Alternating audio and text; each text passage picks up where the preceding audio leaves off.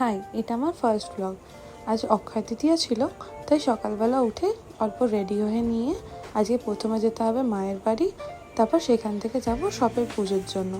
এই ইন্ডিয়ান অ্যাটায়ারটা পরলাম যাতে আজকের জন্য বেশ ভালোই লাগবে। তারপর সবাই মিলে বেরিয়ে পড়লাম ঠাকুর পুজোর উদ্দেশ্যে।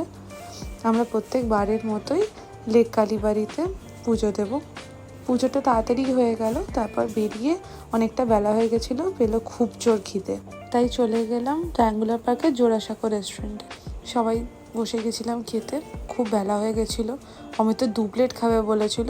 তারপর আস্তে আস্তে খাওয়া দাওয়া শুরু হলো। খাওয়া তো হলো ঠিক আছে, বাট অমিতের বা মায়ের সেরকম পছন্দ হয়নি। তারপর বিকেলে একটা ইনভিটেশন ছিল বলে চলে গেলাম বাড়ির উদ্দেশ্যে। তারপর বিকেল হতে না হতেই চলে গেলাম আমার ছোটোবেলাকার বন্ধুর শপের অক্ষয় তৃতীয়া পুজোয়। ওখানে গিয়ে অমিত খেলো ফুচকা, তারপর আমি আমার বান্ধবীর সাথে 2-3টে ছবি তুললাম। তারপর আমরা সবাই মিলে কে কটা ফুচকা